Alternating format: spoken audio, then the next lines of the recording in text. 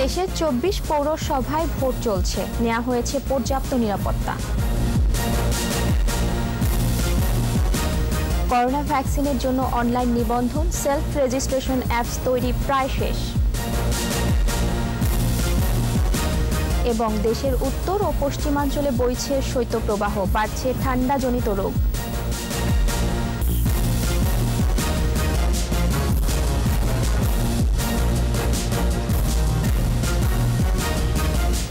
শুনছিলেন first security ইসলামী bank limited সংবাদ শিরোনাম। আমন্ত্রণ জানাচ্ছি সকাল ৯টার ২১ সংবাদে। আপনাদের সাথে আছি মহিমা পলি। দর্শক, ২১ টেলিভিশনের সংবাদ একই সাথে সরাসরি দেখতে পাবেন আমাদের ফেসবুক পেজ www.facebook.com/2124 অনলাইনে। দেশের ২৪টি পৌরসভার নির্বাচনের ভোট গ্রহণ চলছে। প্রথম ধাপের পৌর নির্বাচনে ভোট হচ্ছে ইলেকট্রনিক ভোটিং মেশিনে। সকাল ৮টা থেকে শুরু হয়ে বিকাল ৪টা পর্যন্ত চলবে এই ভোট গ্রহণ। নির্বাচন উপলক্ষে নেওয়া হয়েছে পর্যাপ্ত নিরাপত্তা ব্যবস্থা। শীতের সকালে ভোটাররা কম আসলেও বেলা বাড়ার সাথে সাথে তা বাড়বে বলে মনে করছেন সংশ্লিষ্টরা।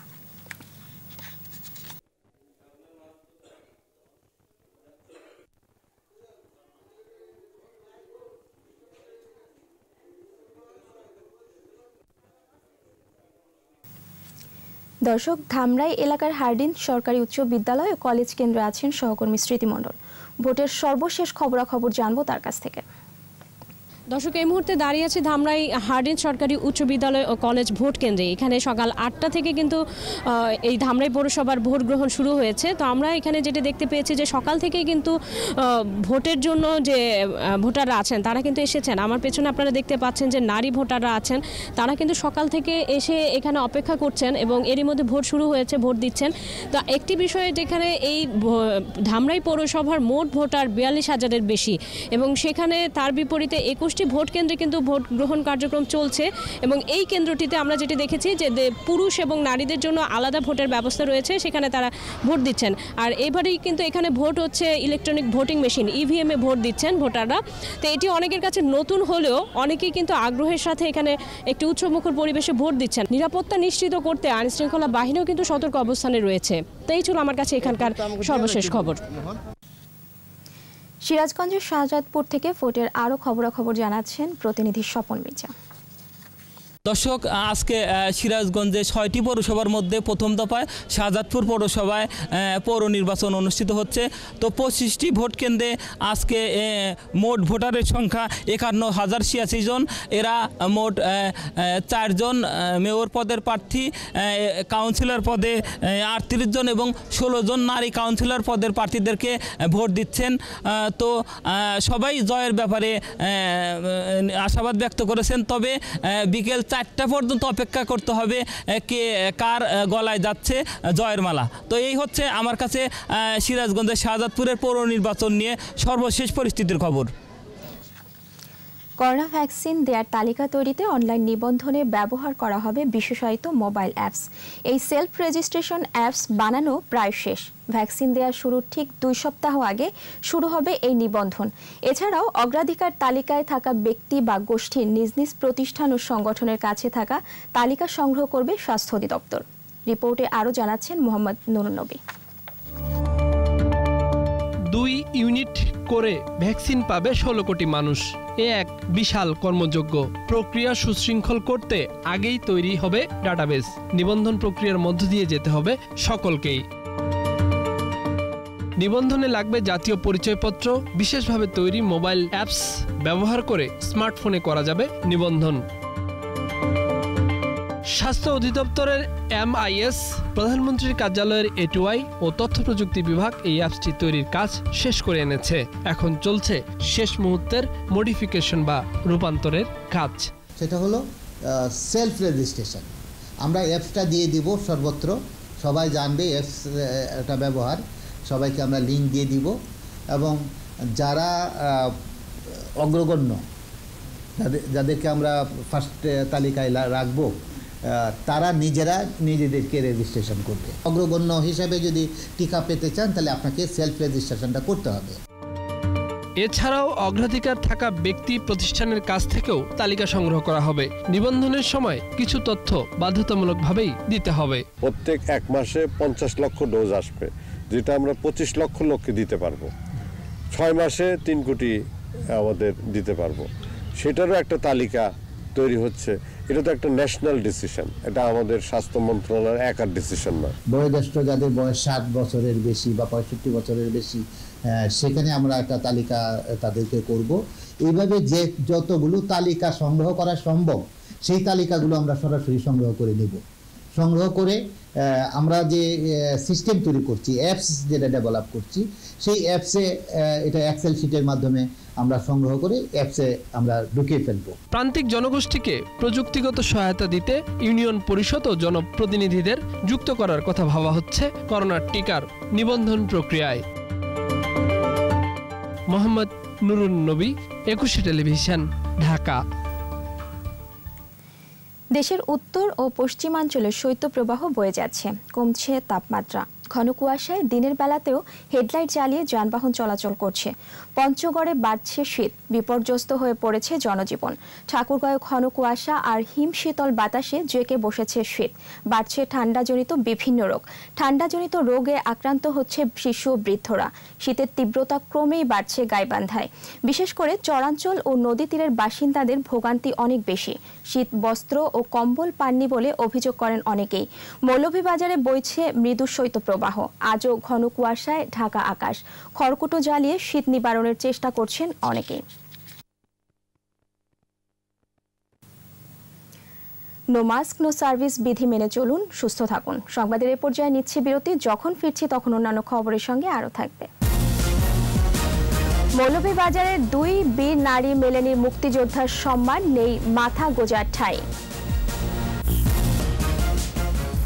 আবার আমন্ত্রণ সকাল 9টার 21 সংবাদে।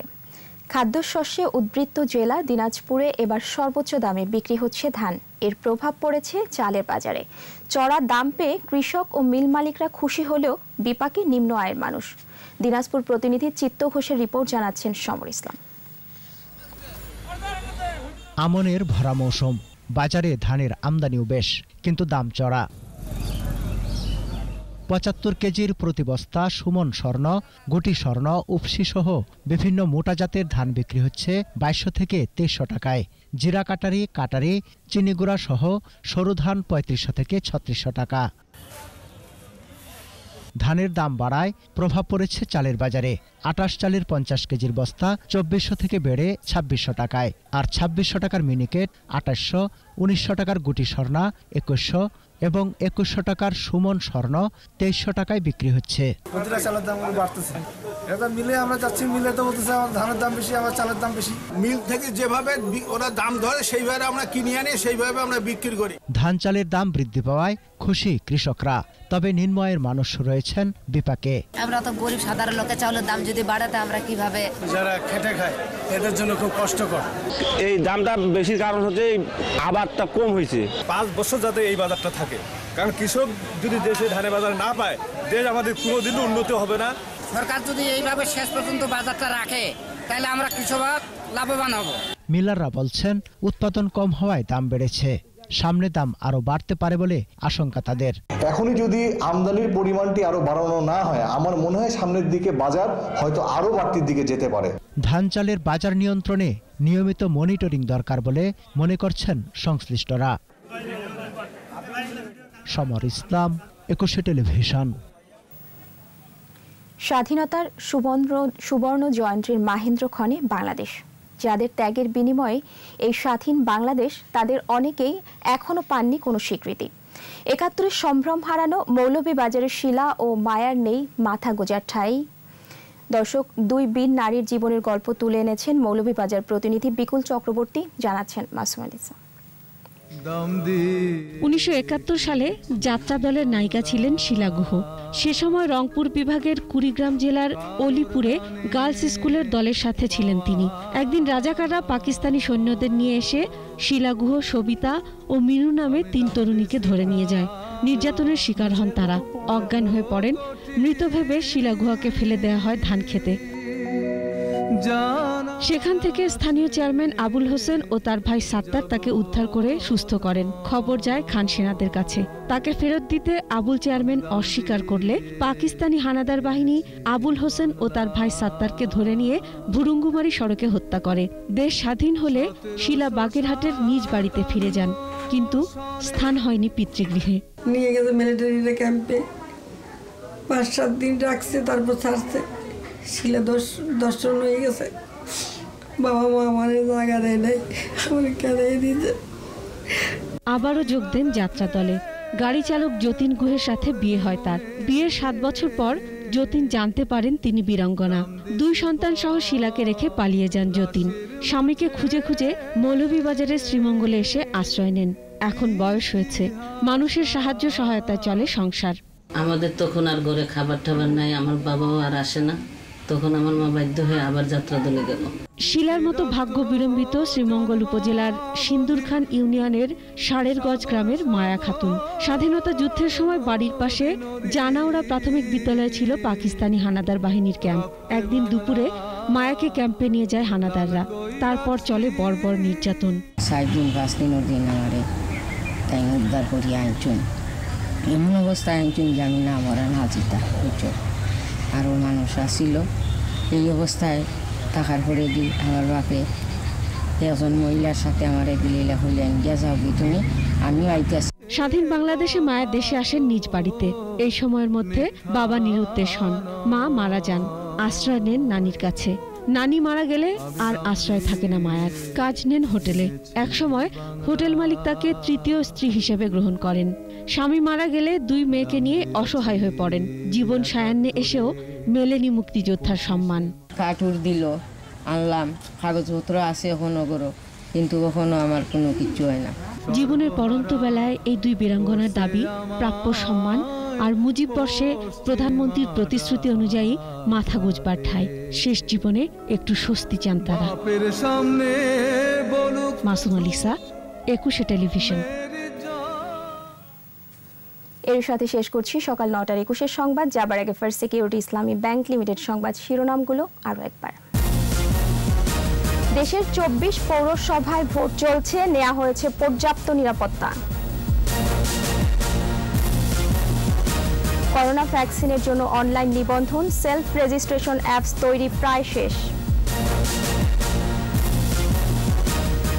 এবং দেশের উত্তর ও পশ্চিমাঞ্চলে বইছে শৈত্যপ্রবাহ, বাড়ছে ঠান্ডাজনিত রোগ।